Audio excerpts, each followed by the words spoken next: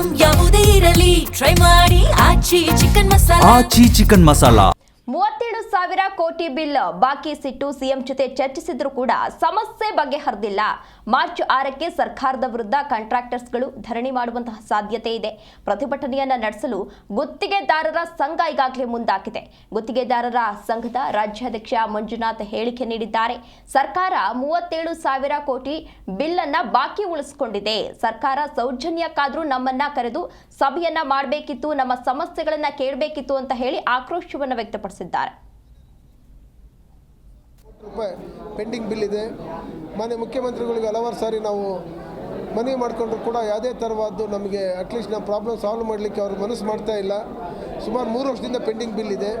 ಹಲವಾರು ಡಿಪಾರ್ಟ್ಮೆಂಟ್ನಲ್ಲಿ pending bill ಇರೋದ್ರಿಂದ ನಾವು ಈಗ ನೋಡಿ, ಫಾರ್ ಎಕ್ಸಾಂಪಲ್ ಲೋಕೋಪಯೋಗಿ ಇಲಾಖೆ PWD ಈ 9,300 ಕೋಟಿ ರೂಪಾಯಿ ಪೆಂಡಿಂಗ್ ಬಿಲ್ ಇದೆ.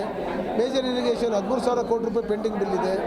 ಆಮೇಲೆ ಮೈನರ್ ಇರಿಗೇಷನ್ 3,000 ಕೋಟಿ ರೂಪಾಯಿ ಪೆಂಡಿಂಗ್ ಬಿಲ್ ಇದೆ. ಆಮೇಲೆ RDPR ಅದು 3,000 ಕೋಟಿ ಇದೆ. ಲೇಬರ್ ಡಿಪಾರ್ಟ್ಮೆಂಟ್ 2,000 crores ಇದೆ.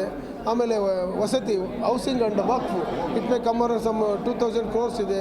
ಆಮೇಲೆ BBMP 1,600 crores ಇದೆಲ್ಲ ಸೇರಿಬಿಟ್ಟು 37,000 ಕೋಟಿ ಪೆಂಡಿಂಗ್ ಬಿಲ್ ಇದೆ. ಆದರೂ ಸಹ ಏನು ಪ್ರಯೋಜನ ಆಗ್ತಾ ಇಲ್ಲ. ಸರ್ಕಾರ ನಮ್ಮಿಂದ ಅಟ್ಲೀಸ್ಟ್ ನಮ್ಮ ಸಹಾಯದಿಂದ ಸರ್ಕಾರ ಬಂದಿದೆ ಅನ್ನೋದು ನಿಮ್ಮ ಮಾಧ್ಯಮದ ಮುಖಾಂತರ ಮಾನ್ಯ ಮುಖ್ಯಮಂತ್ರಿಗಳಿಗೆ ನಾನು ಜ್ಞಾಪಕ ಮಾಡಲಿಕ್ಕೆ ಇಷ್ಟಪಡ್ತೀನಿ. 37,000 ಕೋಟಿ ರೂಪಾಯಿ ಪೆಂಡಿಂಗ್ ಬಿಲ್ ಇದೆ.